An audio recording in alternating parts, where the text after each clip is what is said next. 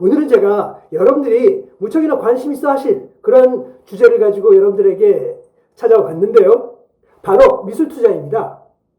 그 중에서도 판화를 투자를 한다면 어떨까라는 건데요. 과연 판화가 투자 가치가 있을까요? 안녕하세요. 네차트의 대원쌤입니다. 지난 시간에는 판화를 가지고 어떻게 투자를 해야 되는지에 대해서 특히 그 종류와 특징에 대해서 알아보았다면 오늘은 그 결론판입니다. 바로 판화가 어떤 투자 가치가 있고 또 어떤 부분에 우리가 잘 고려를 해야 될지 자세히 알아보도록 하겠습니다.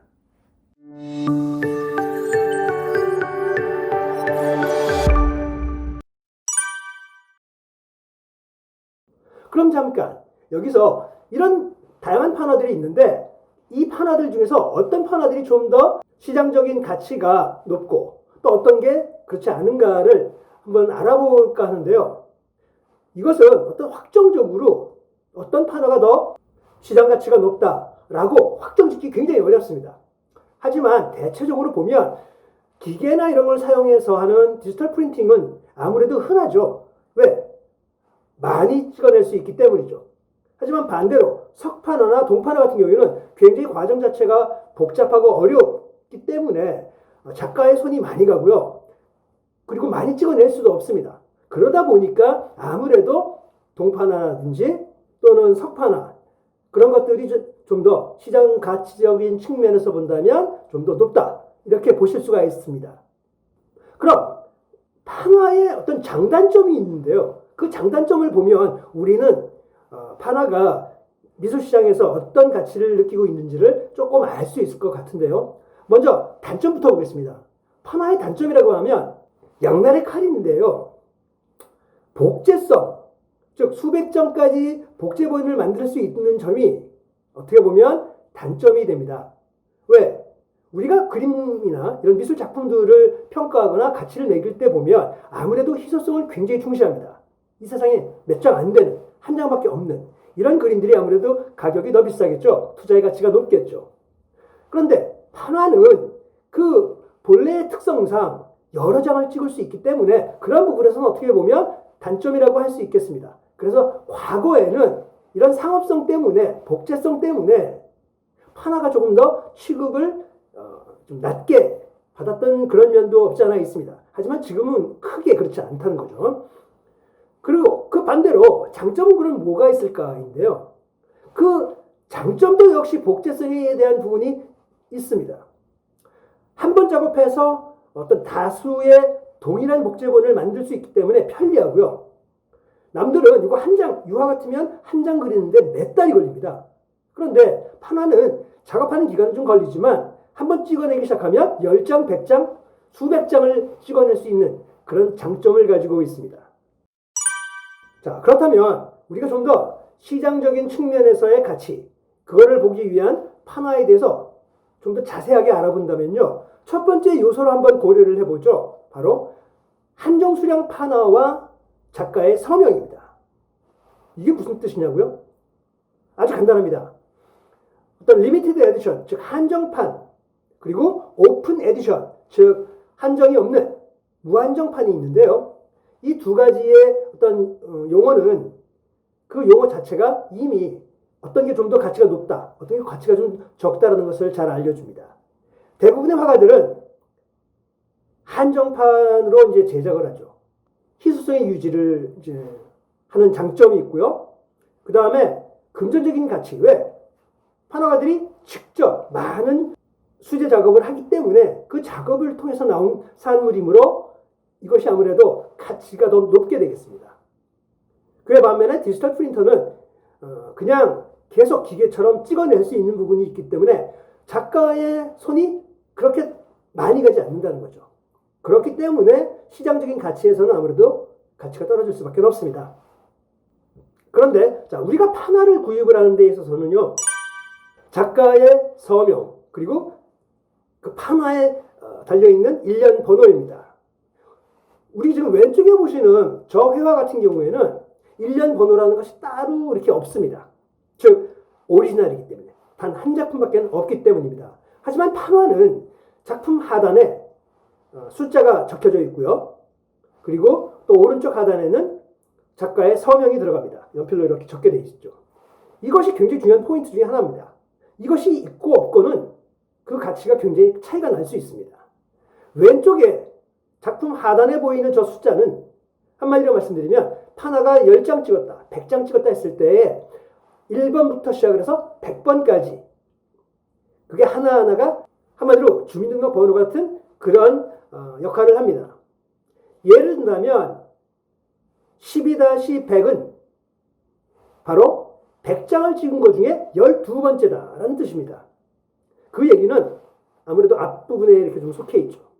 인쇄 횟수가 적을수록 판화의 가치는 높습니다. 왜? 희소성이 그만큼 있기 때문이죠. 그래서 보통 100 미만 정도를 굉장히 높게 평가를 해줍니다.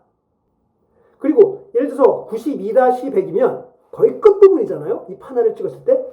이 동판도 그렇고 석판도 그렇고 목판도 그렇고 오래 계속 찍다 보면 파손이 되고 마모가 됩니다. 그래서 아무래도 아주 섬세한 어떤 질감이라든지 디테일이 사라지기 시작합니다. 그래서 뒤로 가면 뒤로 갈수록 같은 판화라도 가격의 차이가 생길 수 있는 거예요. 그리고 이 아까 서명 그리고 이 일련 번호 이거를 굉장히 중시하는 이유 중에 하나가 여러분이 혹시 판화를 구매하시게 된다면 작가의 서명이 확실히 있는지를 확인하시고 그 다음에 그 번호가 앞자리면 좋은데 특히 몇 장을 찍었는지 그 숫자가 적을수록 좋다고 그랬죠. 그러면 적은 숫자 더 좋고 그 다음에 앞자리일수록 더 좋다. 이 원칙을 중요시하게 생각하시고 구매를 하시면 될 것 같고요. 만약에 작가의 서명이 없다? 이거는 거의 구입 안 하시는 게 나을 것 같아요. 왜냐하면 그것이 모방 작품일 수도 있고요. 진품이 아닌 가짜일 수도 있으니까요. 그래서 그런 작품들은 가급적 피하십시오. 자, 그러면 판화는 왜 가격이 오르고 있을까? 라는 질문을 한번 우리가 던져볼 수 있습니다. 유화나 수채화 같은 원화도 가격이 당연히 오르죠. 아마 천정부지로 오릅니다. 그런데 거기에는 몇 가지의 이제 이유가 있어요. 그 대표적인 사례가 쿠사마 야요이의 판화가 높게 평가되는 그거 사례를 보면 잘 나타나게 되는데요. 첫 번째, 시장에서 원본을 구하기가 어려운 그런 경우입니다. 쿠사마 야요이의 작품도 워낙 미술관이라든지 그리고 개인 소장가들이 워낙 많고 그 사람들이 다 샀어요. 다 샀다 보니까 그런 유화라든지 이런 원화들은 거의 구매하기가 불가능할 정도로 다 팔렸습니다. 그렇기 때문에 그 사람의 그 작품은 가격이 상승할 수밖에 없는 거죠. 그 다음에는 언제 그렸느냐가 굉장히 중요합니다. 특정 작가의 어떤 전성기라든지 또는 대표적을 담고 있는 그런 판화라면 그런 판화는 가격이 높게 성장을 하게 됩니다. 그런 대표적인 예가 바로 쿠사마 야요이의 노란 호박입니다. 노란 호박 그 자체가 2019년인가요? 2019년에 2,822억에 팔렸습니다. 그렇게 되자 노란 호박 판화도 굉장히 가격이 급상승하면서 1억 7천만 원에 판매가 되고 있습니다.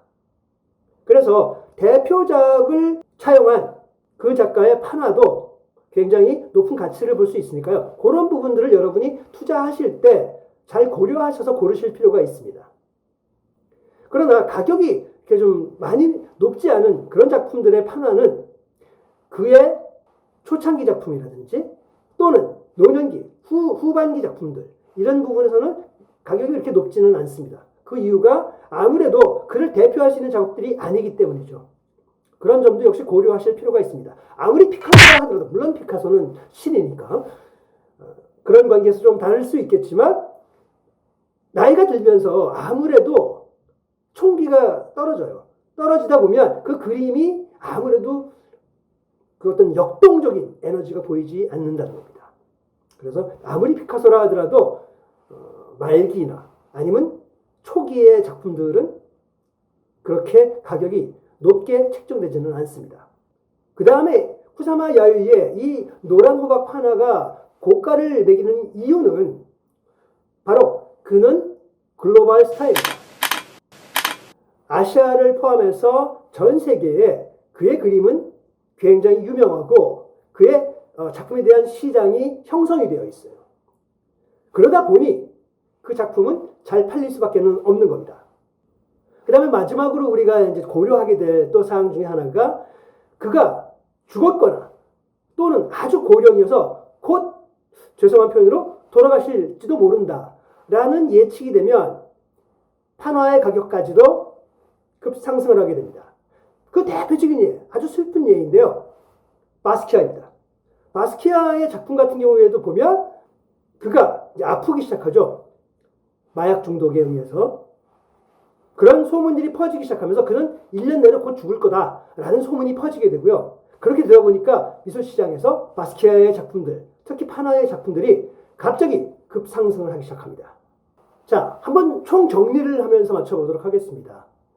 판화의 어떤 투자 가치가 어떻게 있는지에 대해서 그거를 보는 법, 이걸 한번 정리를 해보면 첫 번째는 판화는 전통적인 기법으로 만들어진 목판화, 석판화, 동판화 그리고 최근 실크 스크린과 디지털 프린팅이 이제 있는데요. 앞에서 말한 세 가지 판화, 좀 더 오리지널한 전통적인 판화가 그리고 에디션이 그리고 리미티드 에디션이죠. 이 한정 판화들이 가격이 좀 더 높게 책정이 되고요. 디지털 프린팅 같은 경우에는 그리고 실크 스크린 같은 경우도 마찬가지인데 아무래도 가격이 좀 더 낮게 책정이 되거나 아니면 가치가 너무 떨어지는 거죠. 이거를 고려해서 내가 무엇을 투자할 것인지를 봐야 되겠습니다. 두 번째는 전통적인 판화의 어떤 그런 기법에 작가의 수고와 또는 희소성이 높은 편이 아무래도 있기 때문에 가치가 높다고 보시면 될 것 같습니다. 그 점 고려해 주시고요. 그러나 현재는 실크 스크린이라든지 그리고 디지털 프린팅이 시장이 굉장히 많이 나와 있고요. 거의 주로 판매가 되고 있는 거죠. 그래서 사실 오리지널 판화를 구하는 것도 그렇게 쉽지는 않습니다. 디지털 프린팅에 비해서. 그리고 이제 우리가 판화를 살 때 아까도 말씀을 드렸듯이 다시 한번 말씀드리면 일련 번호가 잘 있는지 그리고 그것이 앞자리면 더 좋고요. 또 적게 찍어낼수록 아무래도 더 좋습니다. 그리고 사인이 되어 있는지 꼭 챙기셔야 합니다. 그 작품과 그런 게 없는 작품과의 차이는 하늘과 땅입니다.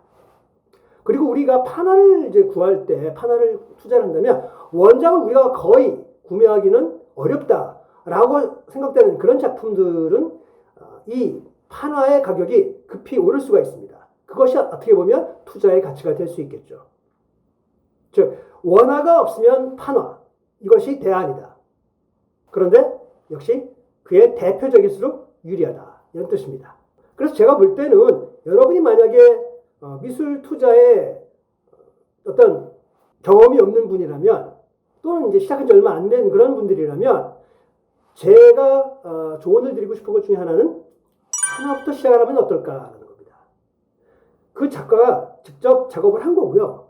그 이미지 자체나 이런 것은 그 작가의 오리지널리티를 잘 가지고 있고요. 가격은 상대적으로 원화들, 즉 회화들이나 이런 거에 비해서 무척 저렴합니다. 그래서 여러분들이 어느 정도 쉽게 투자하실 수 있는 그런 좋은 작품들이 되고요. 또 아주 대형 작품이 아니기 때문에 집에 보관을 하고 즐기실 수 있는 그런 부분에서는 부담도 없습니다. 그래서 저는 제가 판화를 수십 년을 했습니다만 저는 판화에 대한 어떤 그 매력이 굉장히 좋다고 생각해요. 즉 회화가 표현할 수 없는 그런 효과들도 많이 판화가 가지고 있기 때문이죠.